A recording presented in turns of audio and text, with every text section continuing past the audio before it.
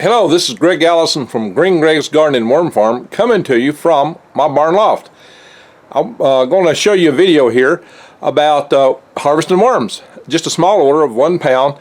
And before I got done with it, my customers came up, so I'm also going to include some video of my customers, one of whom is a co-worker of mine. And it should be fun. And we also get into some other discussions, a little bit beyond harvesting worms, like growing peas. Maybe I'll include that. Anyway, have fun. To get updates on all of my videos, click subscribe and then bang the bell for update notifications. Then you'll see everything I release. I got a small little order. I got a customer coming in an hour, 1 pound order. So I'm going to show you how it's done. The first thing you need to do is I prepare peat moss. I have here a coffee can. And I'm going to put them in this coffee can because I get coffee cans for free. I run a coffee fund at work. I'm sure you can find coffee cans from many other places. I punch holes in the lid, that's plenty of holes, and I'm going to use peat moss to put the worms in after I weigh them. You know, I got to weigh them first, so I have to separate them from their bed. This is peat moss. I don't raise my worms in peat moss because I don't want this to be part of the compost to sell. Although peat moss is good to use in the garden. The key thing is when you prepare peat moss, you let it soak real good, and then you squeeze it all out till the last drop of water gets out. That's a lot of work. And then you do that till you get a pound. See, I'm a long way from a pound. So I got a few handfuls here to squeeze. It's going to take me a few minutes. I'm not going to show all this on the video because I'm sure you don't want to see me do this for a few minutes. And then I'm going to go get the worms and I'll show you how to separate them. But this just gives you the idea. This is what most people don't do, is they don't adequately squeeze out their peat moss. Squeeze it hard, a fistful at a time, until you get out the last drop of water. See, the moisture is required. The worms breathe by moisture in the soil. That's what they actually take the oxygen in out of the water. But on the other hand, they've got to have some moisture, but too much will kill them. And that's where most people make mistakes shipping worms, is they don't have proper control because they don't want to take the time and effort to do this correctly. You see that I only got 1.75 ounces to go, and I got a little ways to go here, so it's going to take a little time. And sad to say that most worm farmers or the hired hands don't take the correct steps to properly prepare the peat moss. Once you understand this, you should have no problem. I ship worms year-round with no problem. Most other worm farmers have a real problem with it, and even the big outfits, where the owner might know how to do it, he hires people to do this, and they just won't do it. They just flat won't take the time to do it correctly, and you got a high prospect of getting a shipment of dead worms.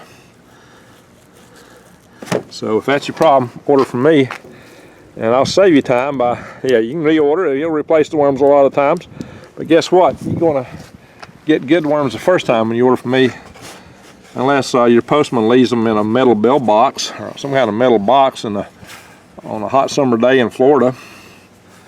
Now, usually get instructions not to do that, but I have had that a couple of times. A hot metal bell box is not a place to leave a package of live worms. Okay, there, we're a quarter way there, right? So I'm not going to bore you with the entire sequence of this. I'll come back to you in a little bit, but I'll have this squeezed down in a few minutes.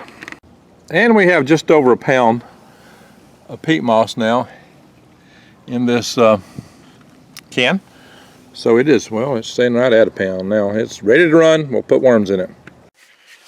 Hello, we're back here at one of my familiar worm beds. We got a quick order of a pound to get, and I'm hoping today that I can get them without digging down. It happens to be an overcast day, so using sunlight to drive them down isn't going to be a great and wonderful option today. I mean, I could go in my barn, maybe, and use the interior light if I have to.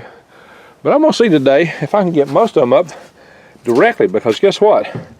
Underneath this cardboard and this watermelon, that bread, there may be a lot of worms just ready for the grabbing. Let's see what we find here, ladies and gentlemen. Oh, there's a bunch of them. Yes, sir. Well, we'll probably want to get some soil. We got to do some separation, but the less, the better. Yeah, all my hired hands, they like to use gloves, but never been one to wear gloves. Maybe I'm some kind of heathen. No, I just don't care for the gloves, my friends. We're far from a pound yet. So we're going to have to do some separation out with these worms. I hope we got enough light here to do the job. Ah, here we go. So they like to be right under stuff that they feed on. And the less of this stuff, you know, I might turn on the trommel to show you how to run that. I don't know, that's a lot of trouble for a small order. I've got some bigger orders coming up. We'll show you how to run the trommel for those.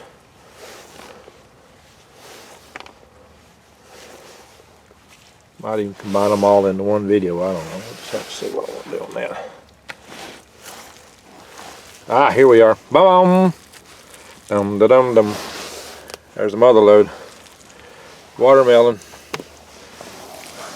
Yeah, if you're squeamish, this might not be for you. I fully understand that. Again, worms might not be for you if you're squeamish. But anyway, obviously I'm not too squeamish. Wouldn't be in the worm business. Funniest thing I know is a lady that I got my worms from originally. She used to hate worms. She was scared of them. She wound up raising them and selling them. Thought that was funny. She used to be scared of heights. And they built a barn and her husband had a bad back. He couldn't climb, so she wound up doing all the climbing and putting the tent on top of the barn, even though she'd been afraid of heights. So her business took her doing just about everything she was afraid to do. I thought that was kind of special. Well, you might have a pound of worms in here.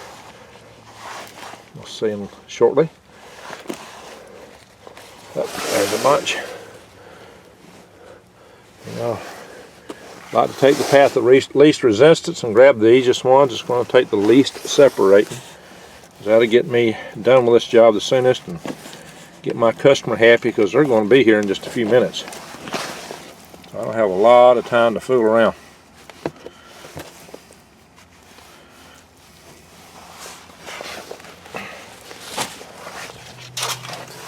Fooling around is not a big option for me today. Nice one, just sitting on top of the cardboard. Grab them without grabbing a lot of dirt. Now, yeah, you can use gloves for this. You don't have to go barehanded like I do. Like I said, I'm not too much on the squeamish. Believe it or not, I'm actually a germaphobe. So I will wash my hands like crazy and all that later. I sure won't be sticking my fingers in my mouth anytime soon. That freaks people out when they find out I'm a germaphobe and I run a worm farm. But I'm kind of an enigma. I work at NASA too, right? But I do stuff like this. Some people see my videos, they don't believe when I'm telling them. If you know anybody that works at NASA, just tell them, look me up in the system. I'm there, they'll find me. They can verify it. Look me up on the internet. Google my name, put the word space in. You're going to find all kind of crazy stuff I've done in my life. Okay. Okay, worms don't like light. Even though it's, so I got a headlight on here to help me out a little bit. Even though it's, definitely a dim day here with the overcast sky and the sun's getting low. These worms are kind of diving down. Like I said, they don't like light. So I'm using a paintbrush here. And I'm just going to sweep the stuff off to kind of uncover the worms. Occasionally I might accidentally sweep a worm out. And we'll do this ever so slowly. And they will try to dive down. You may see they're already diving a little bit. Over here. See that? The guy's going down and trying to get away from the light. They don't like light. So I can do this. So I got one side of this box with nothing in it, just to scrape all this stuff too. I say scrape. I'm using a very gentle bristled paintbrush here. I have done this with my fingers. Like I mentioned, I am a germaphobe, but you know, if you're gonna be in the worm business, sometimes you just got to get dirty. And I do clean up. That's the key thing. Used to tickle my dad. He used to laugh at me because I'd go camping out all the time. Because how can you be so afraid of germs and camp out all the time? So don't you know all that ash sparkles off the fire and gets in your face when you're cooking on fire? And I said, yeah, Daddy, but ain't nothing gonna live through the fire. I said, all that ash is clean. Ain't no germs in it. It's sterile. I didn't have to worry about that. Yeah, That would tickle them good. Now you might notice that there's more worms down underneath here. So this is going to interest you as I get on down in here, pulling all this stuff off. I'm just slowly sweeping it back. Sometimes you might get a little worm or two escape to the other side. Well, good for him. He'll probably go right back to the worm bed and just keep making more worms for me. Yeah, something called Pareto's Law. You spend, you get most of your effort done with 80%, right? The last 20% takes you actually 80% more work to do. I'm sure I'm not saying that right, but anyway, there's something called diminishing returns. It's not worth chasing all the last little worms. It takes you a lot of time when you can just go get more. That's basically what it boils down to. So there might be a worm or two in there, but bless them, that's all I can say. Now these are diving down for the most part, when they can find cover. As I brush all this stuff back, there's going to be less and less cover from the find, and eventually we'll have pure worms here. I'm going to have to use my fingers in here to do the final little bit of separation. We'll kind of push them a little bit more aside here. And I don't know, I may not be training the camera on exactly what I'm doing, so careful, because I'm looking at my eyeball and the camera's kind of in my way. I'm not really looking in the viewfinder, I'm just trying to get the job done. But I do have just a little time to get this done. I hope I got a pound of worms in here when I get done. If not, I got to run back to bed and get more. How I want to know I got a pound? I'm going to weigh them. All I got to do is zero this thing out, and it'll turn out zeroed out since it's already got stuff on it. Or close to it. Hit the zero, the tear thing. I guess it's got a little error in there of a 5/100ths of an ounce. Well, that ain't gonna matter, because I'll put more extra worms in than that. And if this is all worms down here, I'll be good. I'll have a pound in here. Sure I do. I'll get more than a pound of worms down in here. But anyway, you can kind of see what's happening. Some of the bigger clumps of compost where I've got a little bit of watermelon in here. I knew I shouldn't have grabbed that stuff up. A little more aggravating to separate out. And all that is going to go right back to the worm bed. And then, see that? See those worms? You get all this stuff swept off, that's what you're going to see is a pile of worms right here on one side and a pile of compost on the other. That's what happens. You just keep going until you get that way. You can see I got fruit in here. Because I grabbed right from where they were eating, so that's where all the freshest stuff is at. And for a little fine, dexterous control, you can always use the corner of the brush, as I'm doing now. Try to get stuff off. Yeah, I usually dig right out of the beds, and I use a trommel for a lot of this stuff. And you're going to get to see all that in future videos. So make sure to watch all the videos I do, that you subscribe to my channel and bang the bell for update notifications. I see there's some worms hanging on that watermelon. They don't want to turn loose. So that's my food. I'm eating it. Leave me alone. It's good. Well, little fellers, y'all going to be going to a new happy home here shortly. Now, I got pine trees.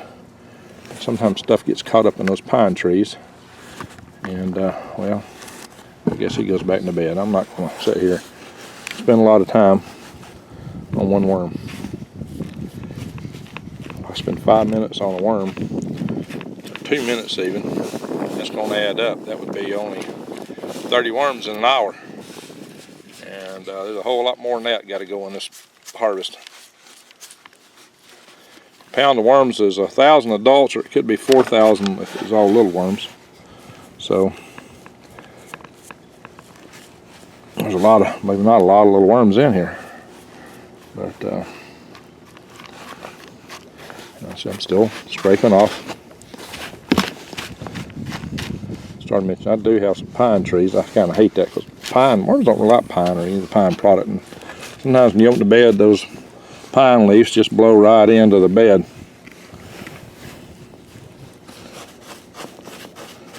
Trying to do a little fine extra brushing here. Move some things that are clumpity. Clumpity clump, clumpity clump. A Christmas song here. Or a bunny song. Well, I may have to use my hand to separate that guy. I'm not going to do that holding the camera.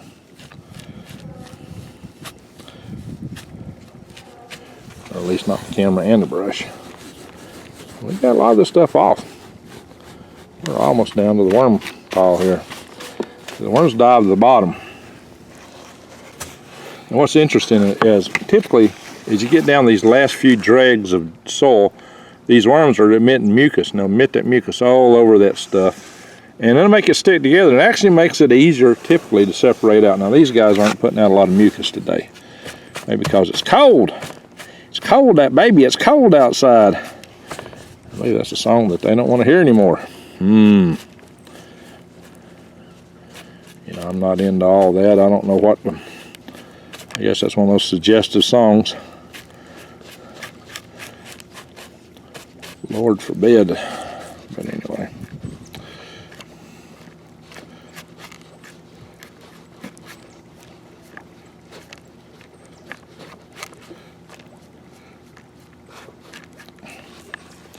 So, get some idea here.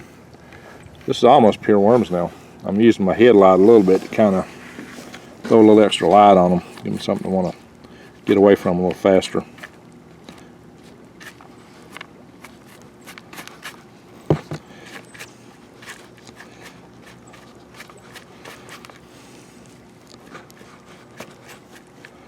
So it's pretty amazing. You can actually just about brush off all the dirt, every bit of it.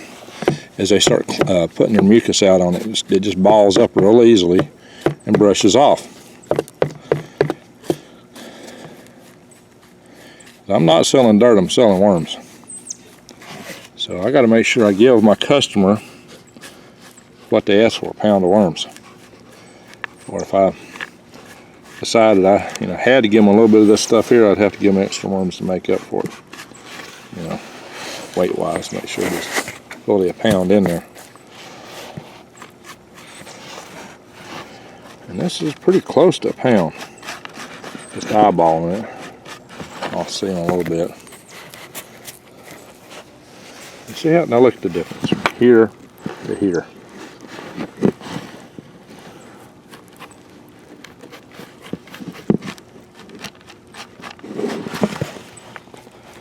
See, we're getting down. See, as they're trying to get under the dirt, they push the dirt to the top. So the worm really helps you do this job. If the worm wasn't doing that, oh my God, this would be more work than you can imagine. And it really wouldn't be worth the effort. Not unless you charge crazy amounts for your worms. Or just sold them dirt included, I don't know. But then you run a risk of them dying because the dirt would be too wet. You'd pack them in, it'd probably be too wet. Can't exactly squeeze it out with the worms in it, and worms wouldn't appreciate that too much now, would they? Well, we almost got pure worms here. A bit of an eggshell. Look at this, ladies and gentlemen. This didn't take us long. I didn't even use my rotary trommel today. If I was doing a real big order, I would have. And I will show you that in the real near future. This is just a quick and dirty order. It would take me longer to set all that up. Probably it would have just done this. So this is a local pickup order. I don't put them in coffee cans for people ordering that I ship to. I pack them in sandbags for the peat moss. The sandbags can breathe, and I put them in USPS flat rate shipping boxes and punch holes all in the box. And I ship all over the country all year round like that. No problem. If you want worms from me, I'll get them to you. Just go to greengregs.com and you'll find them. Okay, now I'm somewhere beyond Pareto's law here. So there's a little bit in here, the dirt's still. I could wait a few minutes and watch them put more goo on it, and that'll make it even easier to get out. Now don't leave worms sitting in a pile like this for a couple of hours. An hour might be okay. But if you leave them sitting in a pile like that too long, they'll suffocate, they'll die. And just like us, their bodies are mostly water. So what you'll get is a pool of dirty water where you used to have worms. And you go, what happened to my worms? Well, they died. And you let that water sit for a while, it'll get a bunch of anaerobic bacteria growing in it, and it's not going to smell pleasant. So if you buy worms from somebody else and the box smells terrible, don't even bother to open it. They're dead. They'll be all dead, every one of them. Of course, you won't believe me, go ahead. But it's going to be an unpleasant surprise for you in both the smell, wetness. Your post person probably is not going to be happy because I just delivered a sopping wet box of dead stuff to you. Don't happen with my worms, my shipments. Alright, look at that, guys. Ladies and gentlemen, there's a pile of worm castings, really compost. It's not been sifted for the worm castings. But it's mostly castings, and here is a pile of worms. Is that a pound? I don't know. I have to wait here in a minute. I may have to go get more. That was some of the quick grab. I hope I can grab some more quick like that if this don't make a pound. We'll see here in a minute. Still brushing some dirt out.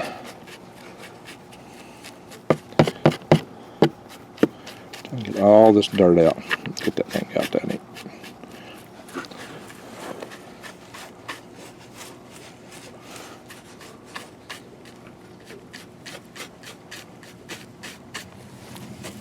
See, even when I use the trommel, it doesn't entirely separate everything out. It just gives you a gross level separation. You still wind up doing this. This is the final step anytime I harvest worms.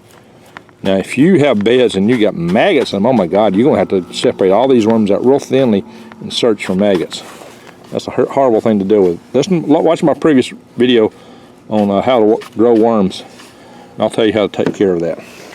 Anyway, I'm going to go get a coffee can. I'll put these in. Okay, here we are, another fresh coffee can. Nothing in it. I'm just going to use this to weigh my worms out because I'm putting it on my scale real easy. And the coffee can weighs 5.85 ounces. So we'll hit the 0 button here, not the on off button, the 0 tear button. Ta-da! Okay, we got that zeroed out. Now we're going to see if we got a pound of worms here. And I hope we do. Looks like I don't. That's what's right, about half a pound. Better than half a pound.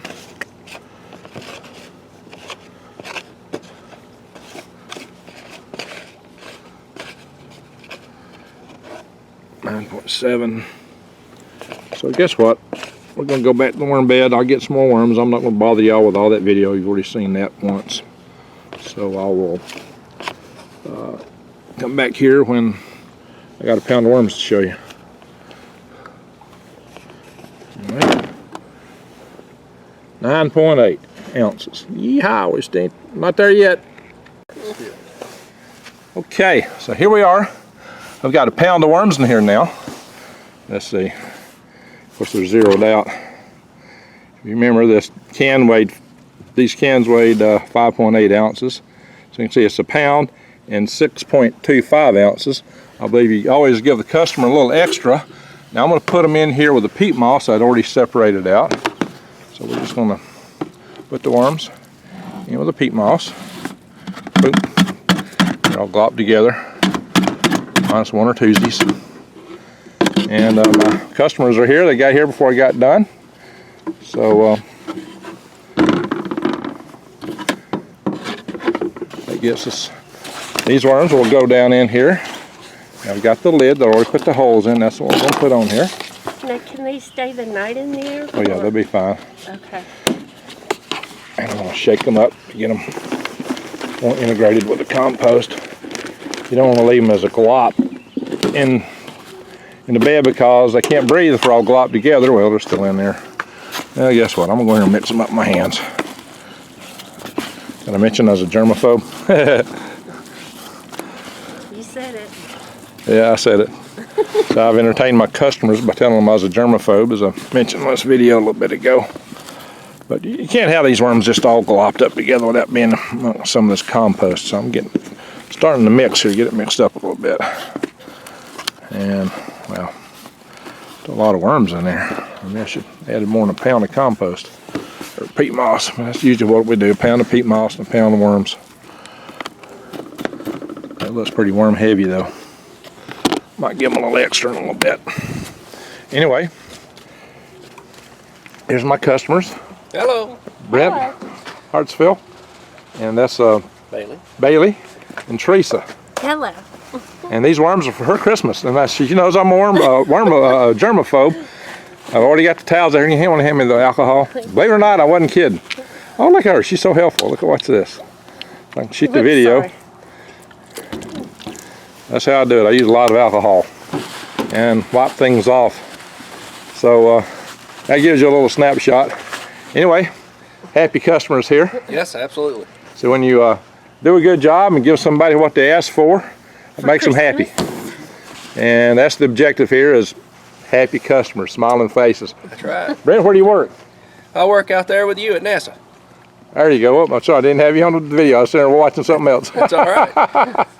So I'm out there with you at NASA on the SLS program. Yeah, we have a lot of fun, don't we? Oh, absolutely. Best job I ever had. Yep. Rocket Avionics. That's right. Absolutely. And what are you going to do when you grow up, young man? I'm gonna follow him. Rocket Avionics? Awesome. And this is the one that keeps them going. Like I said, don't I look like a rocket scientist? Most people don't believe it, but yeehaw. Now, Teresa is one of our real estate agents in the area. Yep. There you I go. do real estate.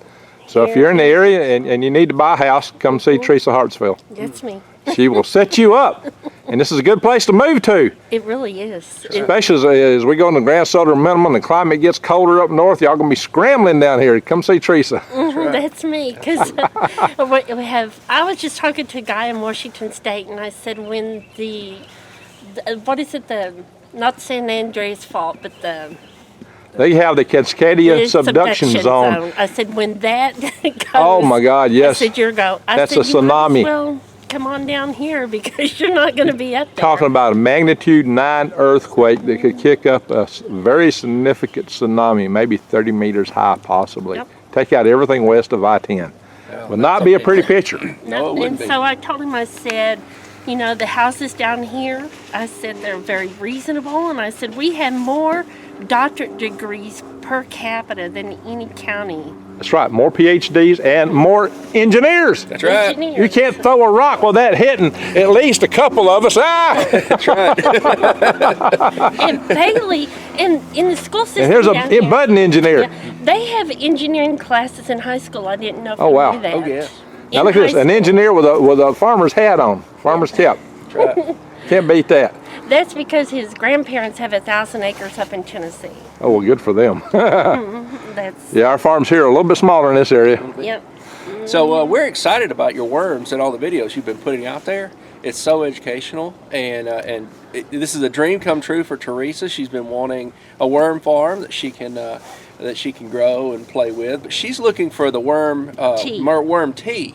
I want you to teach me how to do the tea. I will teach you how to make worm tea. Well, he will sit there and I have my headphones on and I'm watching your videos and I'm taking notes, and he goes, "What are you doing?" I said, "Watching Greg," and I'm taking notes, and I said, "He's got to get focused." I said, "Because I'm on number 3, and I said, you're very Well, somebody said I was not to the point in that video. I did repeat myself that day a lot. I was really tired. I was sleep deprived, and I was repeating words quite a bit. But that's okay because I was taking notes. Oh, good. Taking lots of notes, and he just thinks I'm crazy because I watch you and sit Oh, and I don't take think you're notes. crazy at all. I love it. So one of the experiments we want to do after you teach us about worm tea is we want to get 2 plants like from Lowe's or Home Depot or something like that, you know, that already have a head start about the same size, and put one in a pot and another in a pot side by side exactly the same, and then every day give them about a cup of water, one of worm tea and one of regular water. Awesome. And Well, that's it. And we're going to see if there's a difference. An Well, I had some- experiment for the young one. Yes. That's a good thing. Teach them the basis of using control Right. groups. That's exactly Form a right. hypothesis, do an experiment, and have a control group. Scientific method. We're going to see how that pans out. Maybe we can also use the compost from the worm bins, what do we call them, castings? And, Yeah, castings. And how they did that. And so we'll use that as the dirt soil rather than any Miracle Grow and stuff like that, and see how it turns out. You don't need Miracle Girl. No, that's No. what I'm wanting to do is I want, instead of shrubs, I want to do like tomato plants and okra and stuff like that. We were talking the other day when we're following your directions and going to one of our friends and getting very aged horse deposits. Deposits. And so we've got plenty of that waiting at home, and I've been building the worm box that these guys are going to move into, and so we're kind of excited about that. Following your plans that we've seen in your videos. I hope I'm pretty close to it. I think I've got it figured out. And but we were talking the other day when we were on our acreage. We had cleaned out the horse round pen and where we kept all of them, and we had a pile of horse aged deposits that was about 10 foot high and about oh my gosh 20 foot in diameter around at the base. We had a lot of horses. It was yeah, we kind of miss that now, but we miss a lot of we were going to stuff. put that all out on the garden and all that, but we were pretty happy when we did pick up the horse poo the other day. It already had some redworms in it. Sometimes you'll luck out and you'll find that, and when you do, that's a benefit. Yeah, so they're moving into an already established neighborhood. I call that a blessing. But then you also know that horse manure is in good shape for the worms. Yes, sort of got them in there, then it's properly cured because they're already loving it. Okay, cool. And the secret to good green beans is you plant 2 rows about 6 inches apart, however long you go, and then you skip over about 4 feet, and then you plant 2 more about 6 inches apart, 2 rows, and then when you plant those, and they'll grow and they'll just spread out and they'll consume that 4 feet. They'll go 2 feet in either direction. Yeah. So you can till, up to the edge of it and all that. But the way you save those heirloom seeds is you plant 1 row, and that's going to be what you harvest. You plant the other row, and you just let it grow, and it'll dry on the vine. And then you pull that out and you save it off and you shell them out and you save those off.